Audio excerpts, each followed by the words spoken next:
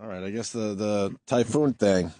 What happened there? Well, they said 10,000 dead. Now they're saying 2,000. Does that disappoint people? Well, I said 100,000, so I'm way off. I said that. I said when they came out with 10,000, I'm like, oh, that number's gonna be at least 100,000. You thought it was gonna be like Phuket, and the big fucking. Sure.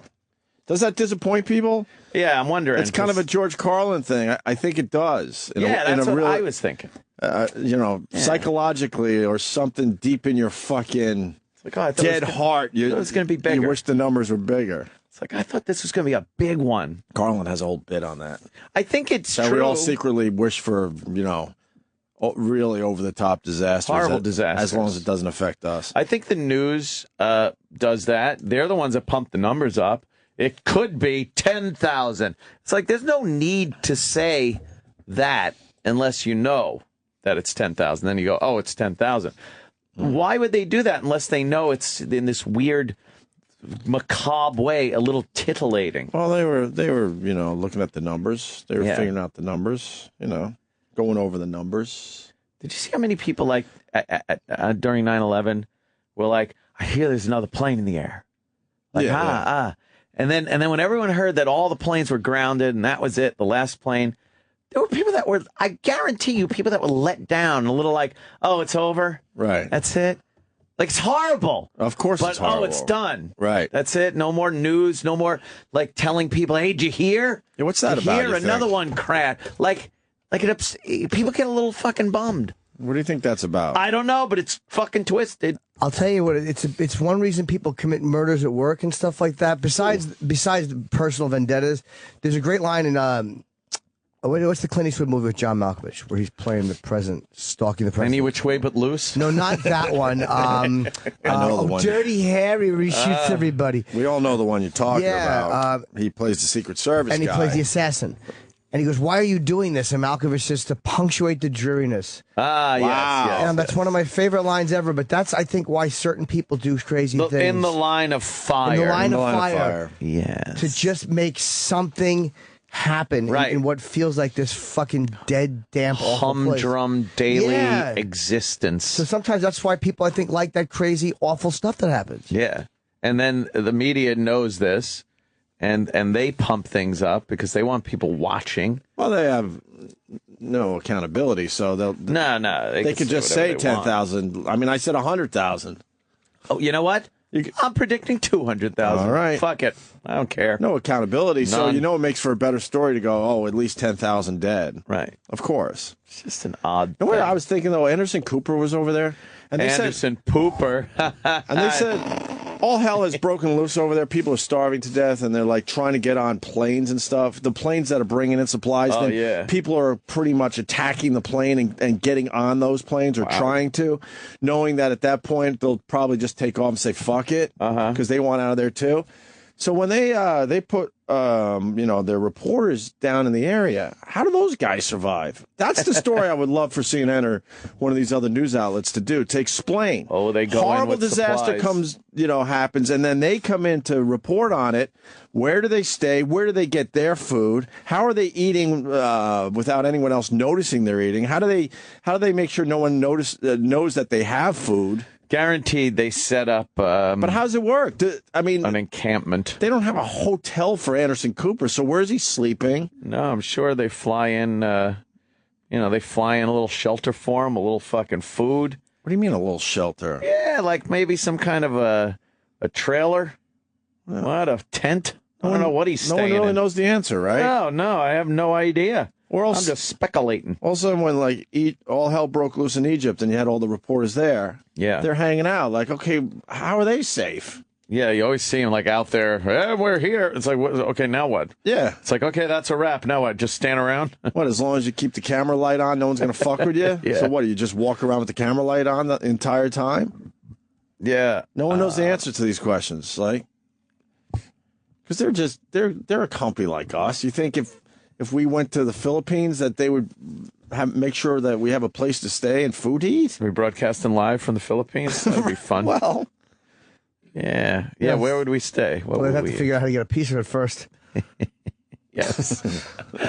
He'd want some of the food, and water that are given out to the victims. I just find that strange. Really strange. Wow. Like, what is the protocol?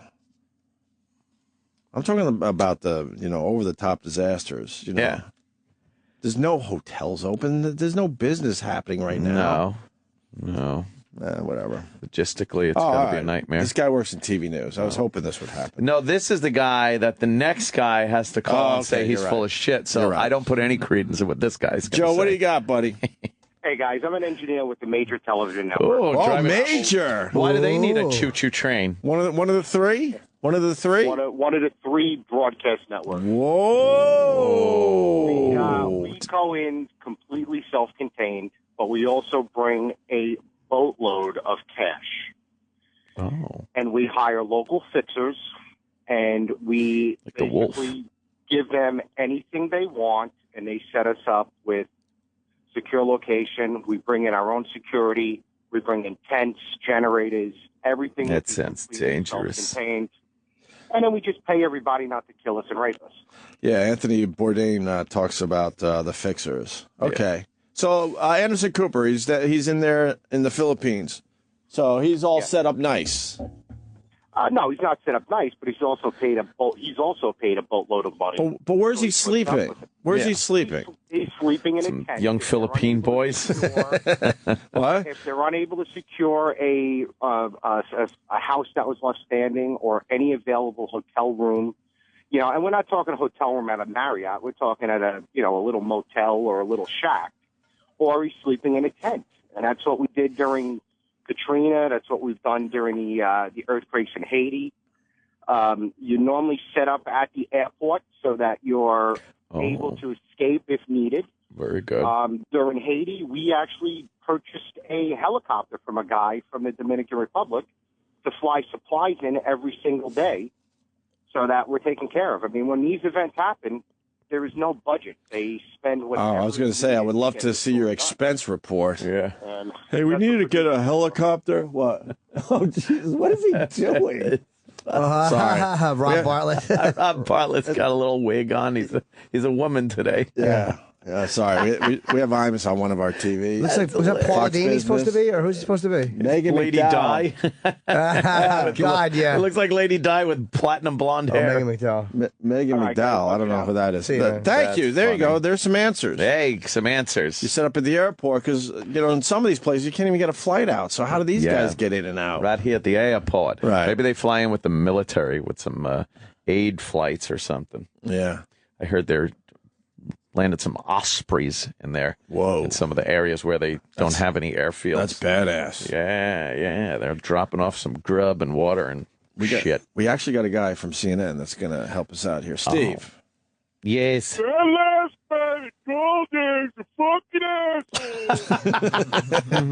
it with the voice and everything.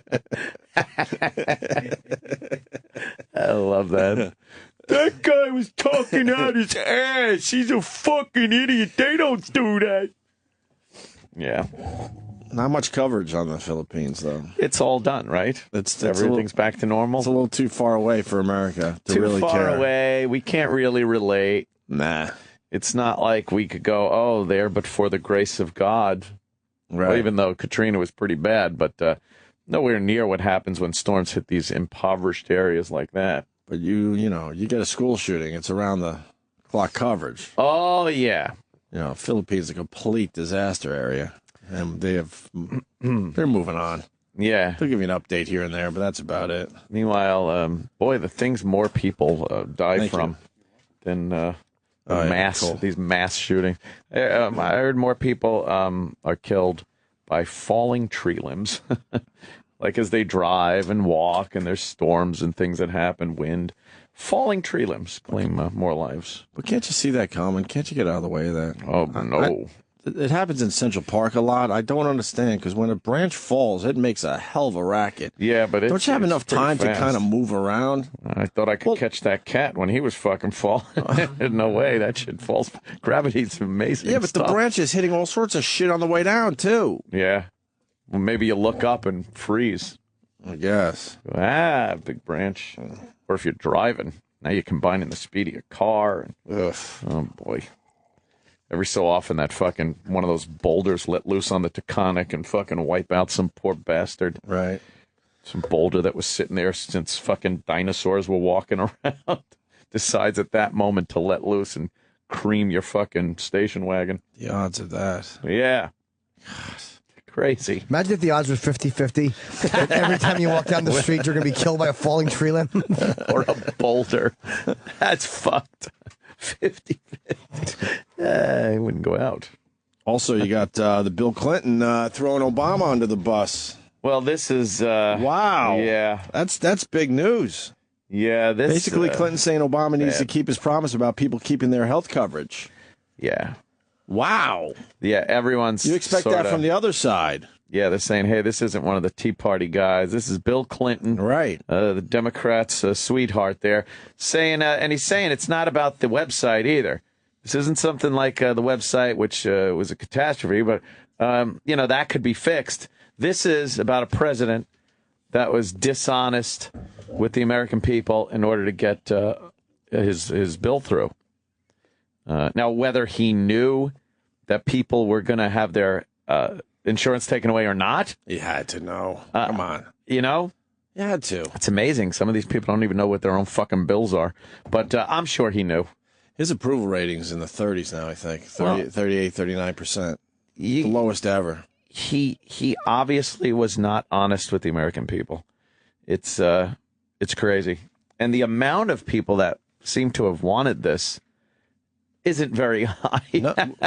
Well, because like you said, I think yesterday, most people really thought it was free health care. Yeah, a lot of people assumed this was free health care. Now, I don't think they were purposefully deceiving people on that end, but I don't think they were very clear to the morons. I'm trying to find a good word. The morons in this country that really thought this was free health care. I'll tell you what Clinton's doing, by the way. He's setting up Hillary probably because she'll have a solution. I was thinking that, too. Didn't they say, though, last night that this hurts Hillary a little bit, too? Well, it hurts the entire Democratic side of it. So technically it hurts her a little bit. No, but if makes the whole party look weak. If she comes out at some point and she's got to go up against Biden, Yeah. Because he is going to be running. No. He could turn around and say, well, in the primaries at least. Or if literally just to separate yourself so when the Republicans can't use it against you. If you separate yourself from it a little bit while it's happening, then this way if you run the Republicans, you can go, hey, I came out against it too. Yep.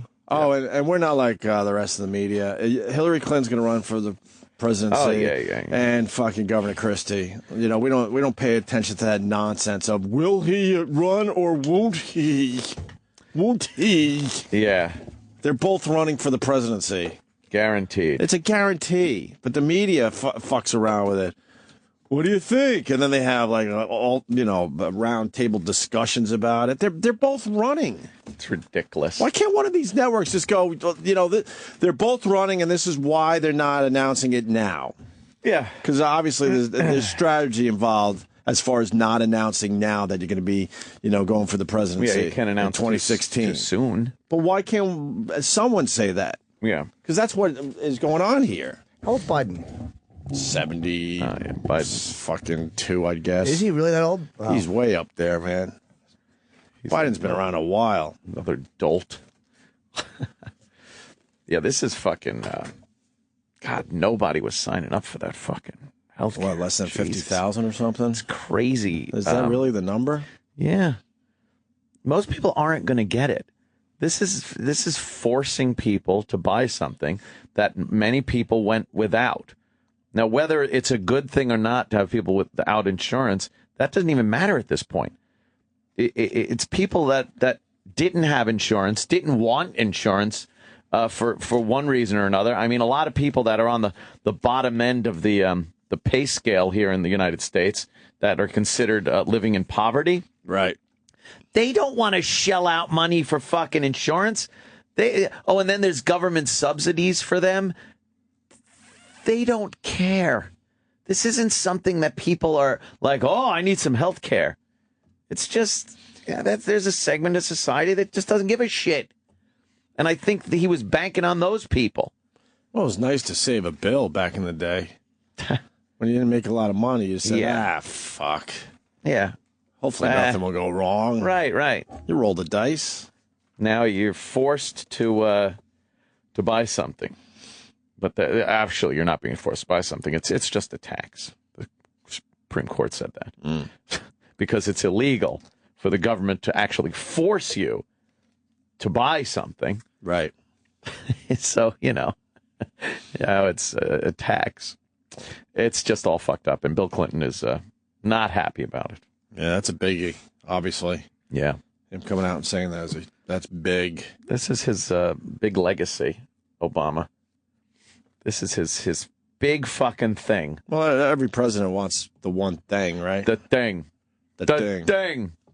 They want their big thing. Clinton tried that health care shit in his first term. If you remember, he put Hillary in charge of the whole thing. Yep. And that didn't fare very well. And his legacy turned out to be a blowjob. Mm-hmm. A fucking blowjob. And fucking Kosovo. And fucking legacy to and have. Somalia and Black Hawk Down. Jeez. And shit like that. Now, Obama, he's going to have this fucking bunch of bullshit. Benghazi, fucking Libya, Syria. Let's go backwards. You got Bush. His legacy was 9/11. Right. And Iraq, too. And Iraq. Oh, yeah. Iraq was a biggie. And Clinton was the blowjob. The blowjob legacy. And then Papa Bush. That was Desert Storm. The big Desert Storm. Yes. And then Ronnie Reagan. It's the fall of fucking communism. Oh, right. That's and his getting legacy. shot. That was a big part of it, biggie. too. But communism falling, I guess. Right. And the space shuttle blowing up. Yeah. Because he talked to those people nice. Jimmy Carter had the fucking hostages. The fucking right. Iranian hostages. And the handshake. And the handshake. And the handshake that was just nonsense. Lust in his heart. Right. Well, that's right. Lust in his heart. And the drunk brother. Billy Beer is Jimmy Carter's legacy. Gerald Ford had falling down all the time. His whole legacy was just that he fell. Right. He fell a lot. Of course, you have Tricky Dick with the fucking Watergate. They all have a fucking Tricky Dick. His legacy is just getting on that helicopter saying goodbye. You won't have Dick Nixon to kick around anymore. LBJ was after that. Or before that. Yeah. Right? So then you have LBJ. I will not seek, nor shall I accept your nomination. That whole Vietnam thing. And then you Kennedy had the staining of the fucking limo seat. Pretty much. And the Cuban Missile, I guess. Keep going back to President Budinsky. Right. Back in the 1860s, President Budinsky. So Obama was hoping, health care for his legacy. Oh, yeah. Oh, he'll have it. He's got his legacy, debacle. But it might be in a bad way. It's a debacle. Mm-hmm. Yeah. Jesus. That was a good little bit we just did. I like that. It's a little history. Nice little bit. A little walk down memory lane right there. All right. Well, that sucked. To hear the Opie and Anthony Show 5 days a week live on satellite radio, online on your phone or tablet, or even on demand, go to SiriusXM.com. Also, interact with the Opie and Anthony Show on Twitter, @Opie Radio, @Anthony Cumia, and @Jim Norton.